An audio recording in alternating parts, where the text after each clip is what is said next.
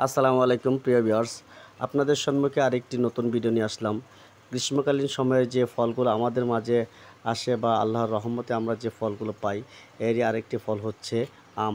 আম হচ্ছে আমাদের গ্রামগঞ্জের ছোটোবেলা একটা যে সময়গুলো কাটিয়েছি, আম কুড়ানোর যে মজাটা, এটা আসলেও আমরা অনেক সময় ভুলে যাই।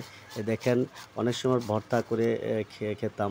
আমরা আজকে আমের ভর্তাগুলো করতেছি, সাথে আছে কলা এবং এই আম কুচি, কুচি করে আমরা পোলে নিয়েছি। দেখেন, এত সুন্দর দেখাচ্ছে, মনে হয় যে খাবার খেলে আর কত যে মজা লাগবে সেটা বলার বাহুল্য। আমরা অনেক সময় দেখা যায় আমের কোরআনের আনন্দে নিজের অতীতকে আবার স্মরণ করে ফেলি। দেখেন, আমের সাথে আমরা শুকনো মরিচগুলো ভেজে নিয়েছি, তারপরে চিনি দিচ্ছি। চিনি এবং মরিচ একসাথে মিশ্রিত করে ভর্তা করলে যে একটা টেস্ট আসে, এটা আসলে না খেলে বুঝতে পারবেন না।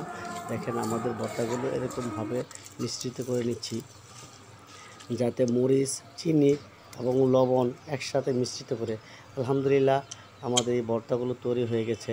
দেখেন, আমরা এখন সম্পূর্ণ পরিপূর্ণ করে ফেলেছি, ক্লিয়ার করে ফেলেছি।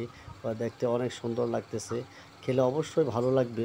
আর সেই গরমের দিনে আম ভর্তা খাওয়ার মজাটা একটু অন্যরকম, কারণ ভর্তার মজা তো শুধু আমের ভাজি।